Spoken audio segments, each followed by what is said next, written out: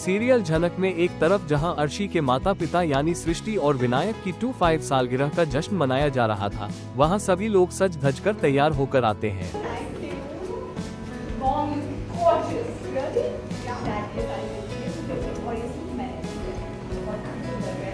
इसी मौके पर अनिरुद्ध अपनी बहन अप्पू से मिलता है और दोनों आपस में बात करते हैं कि अप्पू, लल्लन और अनिरुद्ध को गाना गाना पड़ेगा। विश करने से नहीं होगा, आज तुम्हें इस एनिवर्सरी को खास बनाने के लिए गाना गाना। हाँ, एक ही देना। अरे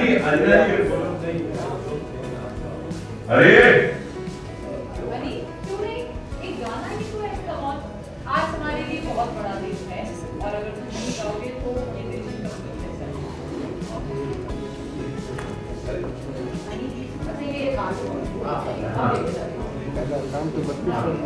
वहीं कहानी में एक बड़ा ट्विस्ट तब आता है जब उसी फंक्शन में नूतन और बृजभूषण की एंट्री होती है। सभी लोग नूतन को देखकर हैरान रह जाते हैं और सोचते हैं कि यह तो झनक जैसी ही दिखती है।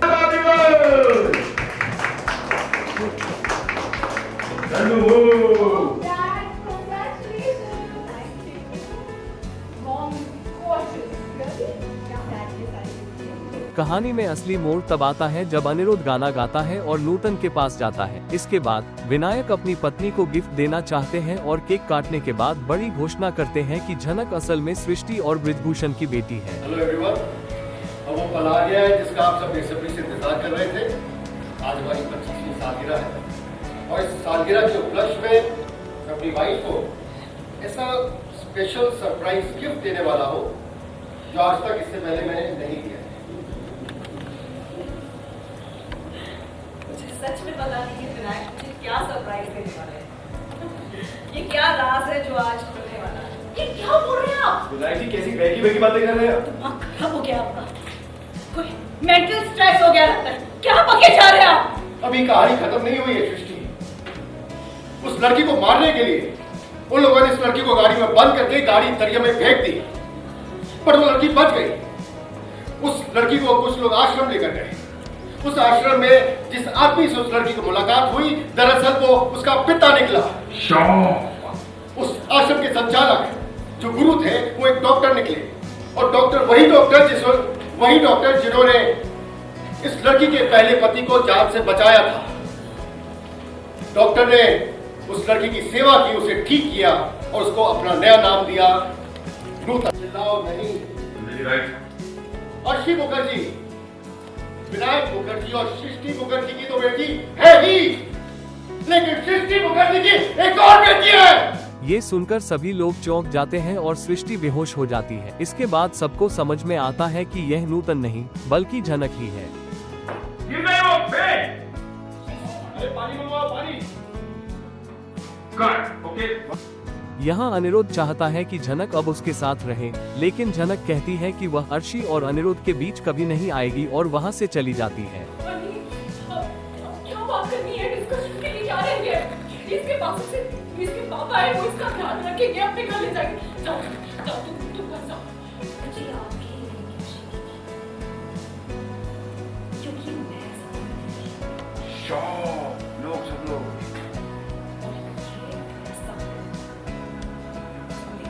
सीरियल झनक का आगामी एपिसोड भावनाओं और रहस्यों से भरा हुआ है, जो दर्शकों के लिए बेहद दिलचस्प मोड़ लेकर आया है। आपका क्या कहना है इस पूरी खबर पर? नीचे कमेंट बॉक्स में हमें जरूर बताइए।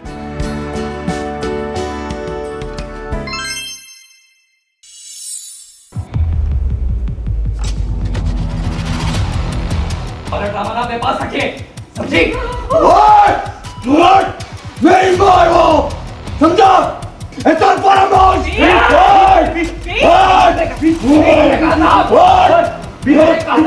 पॉपुलर सीरियल मेरा बालम थानेदार की कहानी में आया बड़ा ट्विस्ट, जहां वर्धन सिंह और सुलक्षणा सिंह वंश को उसकी बिगड़ी हुई हालत में घर लेकर आते हैं।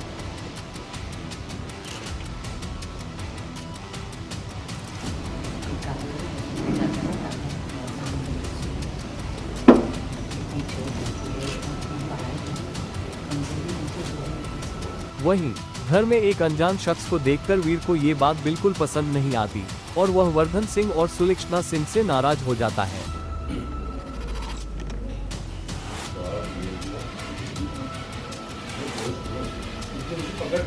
वहीं जैसे ही वंश को होश आता है, वह सुलक्षणा के साथ बदतमीजी करने लगता है।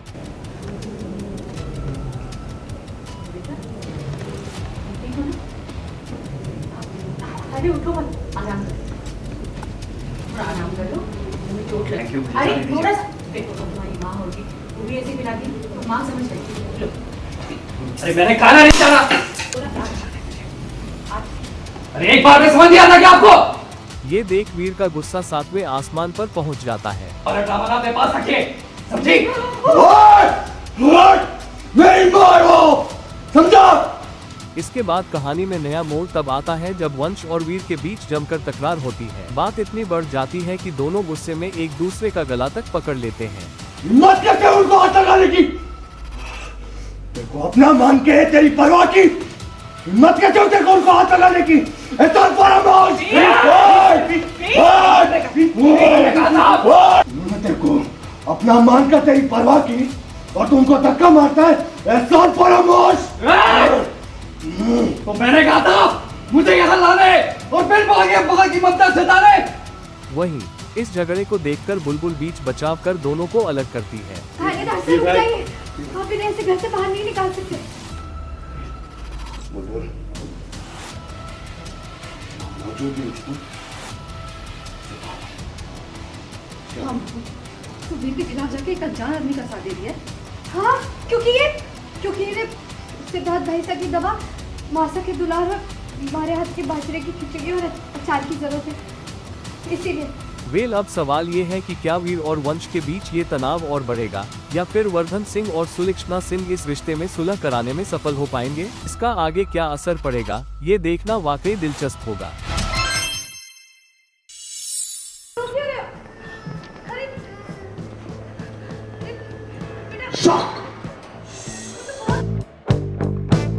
सीरियल मंगल लक्ष्मी में स्कूल में मंगल देखती है कि एक बच्चे के पैर में घंटी गिर पड़ी है जिससे उसे चोट लग गई है।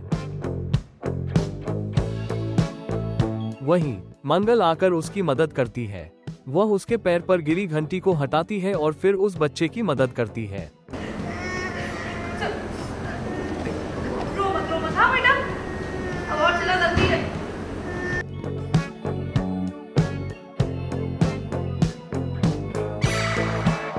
दूसरी ओर सीरियल की कहानी में एक नया मोड़ आता है, जहां पहली बार मंगल को अपनी पहचान मिल रही है और वह अपने बिजनेस की शुरुआत करने जा रही है। वह पहली बार खाना पैक कर रही है क्योंकि उसे ऑर्डर मिलना शुरू हो गया है।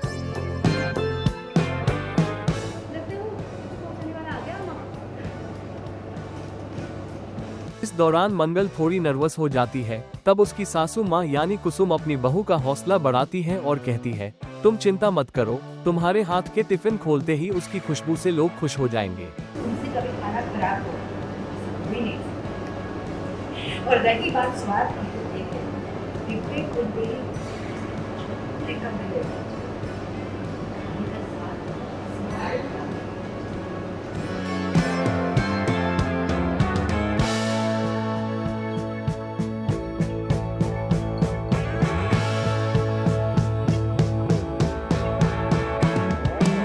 तो आज मंगल के जीवन की एक नई शुरुआत होने जा रही है। आदित्य ने कभी मंगल की कद्र नहीं की या कभी उसकी वैल्यू खाने की, ना तो किसी भी बात की वैल्यू की। लेकिन आज ऐसा दिन है कि जब मंगल अपने पैरों पे खड़ी होने जा रही है। हमेशा हालांकि कुसुम ने उसको बहुत सपोर्ट दिया, उसकी हर एक बात की कद्र की, उसको सराहा, उसको साक्षात अन्नपूर्णा कहा। और आज वो दिन आ गया है जब पूरी दुनिया उसे अन्नपूर्णा के नाम से पहचानेगी या उसकी खाने बनाने की ये जो हुनर है उसकी कद्र करेगी। और आज मंगल उसकी जीवन का पहला डब्बा, मतलब पहला टिफ़िन सर्विस उसने शुरू की है। और जब उसे पहली बार उसे टिफ़िन भेजा और उसके बाद ऑर्डर्स आने शुरू हो गए, तो आज वो थोड़ी सी घबराई हुई है, खुश है। एक बोलते हैं ना कि एक ऐसी फीलिंग है कि जो जब हमें अच्छा भी लगता है और डर भी लगता है कि क्या होगा क्या नहीं। तो मैं उसको बोलती हूँ कि तुम तो साक्षात अन्नपूर्णा हो। तो बेचारी डर के पूछेगी कि भाई खाना तो ठीक होगा ना अम्मा, क्या होगा क्या नहीं, एंग्जाइटी है। तो मैं बोलती हूँ कि हमारी अन्नपूर्णा से कभी कोई चीज़ ख़राब हो सकती है, देखना वो डब्बा खुलेगा ना तो सीधी उसकी खुशबू आत्मा तक पहुँच जाएगी। तो ये बहुत बड़ी बात है। और जब मंगल को इतना डर है क्योंकि कहीं से कॉन्फिडेंस नहीं मिला, आदित्य के ताने मिले, तो आज जब अम्मा की तरफ से आशीर्वाद और कॉन्फिडेंस मिल रहा है तो उसको बहुत अच्छा लग रहा है। और आई एम श्योर कि अब वो उसको सही उसकी पहचान और उसकी सही कद्र मिलेगी। अभी वो अपना देखेगा क्या उदित का क्या क्यों, क्योंकि उसको बहुत ज़रूरी है कि उसको फ़र्क पता चले। रियलिटी यस अब आएगा उसका आमना सामना उसकी अपनी पसंद के साथ। आज तक अम्मा की पसंद को मंगल को उसने गंवार बोला, उसमें अक्ल नहीं है, पहनने का तौर तरीका नहीं आता, लेकिन हालांकि मंगल की अच्छाइयों को कभी नहीं देखा। उसके बस उसको देखा तो बस कहते हैं ना कि अगर इंसान देखना चाहे ना तो उसको सिर्फ बुराइयाँ ही दिखती हैं, और अगर देखा तो आधा ग्लास भरा भी तो होता है, लेकिन उसने जो आज तक खाली आधा ग्लास देखा है ना, अब उसको पता चलेगा। सौम्या जो कि एक के बाद एक खर्चे कर रही है, बाहर से खाना ऑर्डर कर रही है, बाहर से ऑनलाइन कपड़े मंगवा रही है, घर का कोई खर्चा वो नहीं अच्छे से मैनेज कर पा रही है ना, एक घर का काम, मतलब मैंने छोटा से छोटा काम उसको बोला कि भाई प्लम्बर को बुला के ठीक करवाना, एक नल ठीक करवाना, वो भी नहीं करवा पा रही है। तो सौम्या से छोटे काम अच्छे से नहीं होते, और अब उसको अदित को पता चलेगा जब एक्चुअल चैलेंजेस आएगी। क्योंकि देखो पत्नी का काम होता है कि पूरे घर को संभाले और पूरे घर को इस तरह से संभाले कि सभी घर वाले कंफर्टेबल हो। अब आदित्य को पता चलेगा कि सौम्या के साथ उसकी लाइफ, क्योंकि मंगल तो संभल गई है और बहुत जल्दी वो कामयाबी के मुकाम तक पहुंच जाएगी, तो वो देखेगा कि जो औरत घर संभाल सकती है आज वो अपना बिजनेस भी संभाल रही है, लेकिन सौम्या कुछ नहीं संभालेगी, और आदित्य को जल्दी समझ में आ जाएगा। टेली टॉक से बात करते हुए कुसुम यानी टीवी स्टार उर्वशी उपाध्याय ने खुलासा किया कि कैसे इस किरदार के लिए उन्हें ढेर सारे मैसेज आते हैं, जहां लोग बताते हैं कि इस शो को देखने के बाद उनकी जिंदगी में बदलाव आया है। बहुत अच्छे मैसेजेस आते हैं। मैं एक मैसेज देख के मेरी आंखें भर आई और मैंने उसका स्क्रीनशॉट भी रखा है कि एक लेडी ने बोला था कि मैम मंगल लक्ष्मी देखने के बाद उससे पहले मेरी सासू माँ मुझे बहुत टॉर्चर करती थी, मुझे बहुत सुनाती थी, लेकिन जब से मंगल लक्ष्मी और स्पेशली आपको देखा है उसके बाद अब मेरी सासू में परिवर्तन है, बदलाव है। तो मैंने ये पढ़ा तो आई वॉज लाइक मेरी आंखें भर आई कि चलो किसी की ज़िंदगी को तो हमने बदलने की कोशिश की। और बहुत सही कहते हैं कि मीडिया जो देखते हैं ना, हमें देख के लगता है कि नहीं ऐसा होना चाहिए। जब हम कोई ऐसा कल्चर दिखाते हैं जो हमारी भारतीय सभ्यता और संस्कृति से मेल नहीं खाता, तो लोगों को लगता है कि अच्छा ये भी करना चाहिए, इसमें हम कूल लगेंगे। ऐसा नहीं होता। सेम उसी तरह हम जब कोई अच्छी चीज़ दिखाते हैं, आज तक हमने देखा है कि सास बहू की दुश्मन होती है, किचन पॉलिटिक्स चलता है, सास को जो दुख मिला वो दुख वो बहू को भी देना चाहती है और वो चेन कंटिन्यू रखना चाहती है। लेकिन यहाँ बहुत ही एक नया मैसेज है कि भाई हर जगह पे ऐसा नहीं होता। आई एम श्योर कि कुसुम जैसी सासू माँ भी होंगी, मेरी खुद की सासू माँ भी ऐसी ही है। उन्होंने मुझे मतलब बोलते मेरी बहू हीरोइन है, मेरी बहू टीवी में काम करती है, मैं जाती हूँ तो सबको डांट के बोलते कोई नहीं उठाएगा उर्वशी को सब आराम करने देंगे, वो बहुत काम करती है मुंबई में, वो मेरे हिसाब से ही घर का मेनू बनता है कि बोलो बेटा क्या खाना है। तो मतलब ऐसी सासें होती है ना। आई एम सो लकी कि मेरी सास भी अच्छी और मुझे वैसा कैरेक्टर करने को मौका मिला, तो आज मैं उनकी अच्छाई आप सब तक कह सकती हूँ, वरना उनकी अच्छाई तो ऐसे ही हमारे बीच में ही रह जाती। तो ऐसी अच्छी सासें भी होंगी, लेकिन बहुत अच्छा लगता है। और भी डीएम्स आते हैं कि भाई ऐसी सासू माँ तो होती है, देखो बाकी सीरियल्स में कैसी है, या हर जगह हमने ऐसा ही देखा है, आप प्लीज़ ऐसे रहना, मंगल लक्ष्मी में हमेशा ऐसे रहना, अब कभी मत बदल जाना, आप बदल जाएंगे तो हमारी उम्मीद टूट जाएंगी। तो ये सारी चीज़ें सुन के, डीएम्स देख के, या जब मैं सौम्या की बैंड बजाती हूँ या चलने से उसको थप्पड़ मारती हूँ, तब तो मेरा डीएम भर जाता है। लोग बहुत खुश होते हैं, क्या सौम्या को बराबर से थप्पड़ मारा, आज आदित्य को थप्पड़ मारा। और या तो फिर ना लोगों के पहले से रिएक्शन आएगा, अब तो कुसुम बजा देगी, थप्पड़ मार देगी या सौम्या को या आदित्य को, या आज नहीं छोड़ेगी। तो ये सब लोगों का भी आई थिंक ये जो कुसुम का रिएक्शन है वो आप सबका ही जवाब मैं दे रही हूँ, आप सबकी ही आवाज़ में हूँ कि जब हमारे आसपास कुछ चीज़ गलत होती है तो किसी को तो आवाज़ उठानी है। तो आई थिंक कुसुम आवाज़ उठा रही है और साथ दे रही है सही का। आपका क्या कहना है इस पूरी खबर पर? नीचे दिए गए कमेंट बॉक्स में हमें जरूर बताइएगा।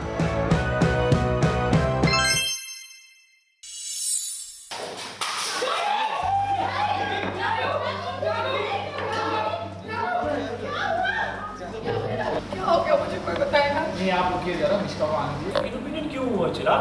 तू भी श्योर नहीं है क्या बेटा?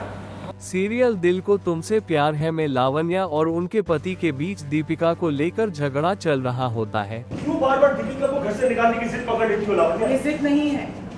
तुम समझती क्यों नहीं हो? चिराग और दीपिका एक दूसरे से बहुत प्यार करते हैं।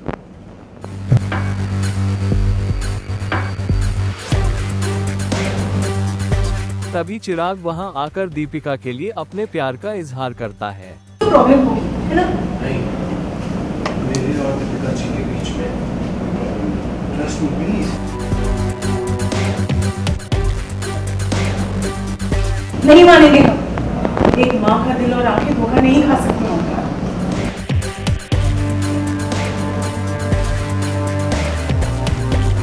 काफी बहस के बाद जब दीपिका वहां से जाने लगती है, तभी सामने से जानवी आती है।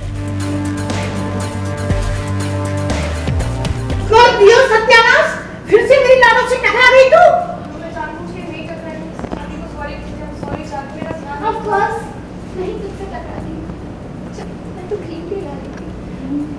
कोई भी अच्छी कोशिश तेरी वजह से पूरी हो ही नहीं सकती।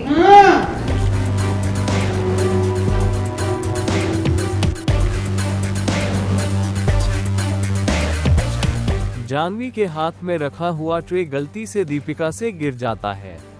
कर दियो सत्यानाश, फिर से मेरी लाडो से टकरा गई तू।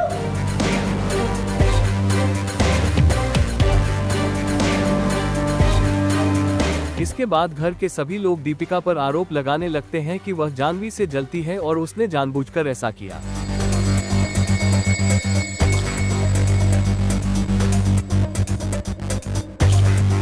वहीं घर में इस बात को लेकर बहस शुरू हो जाती है।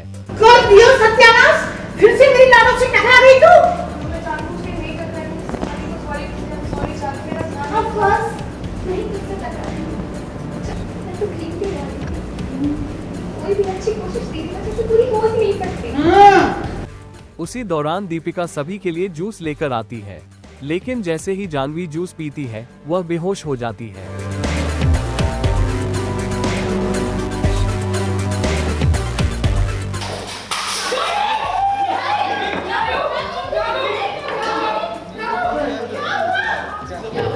इस घटना के बाद पूरा परिवार दीपिका को दोषी ठहराने लगता है।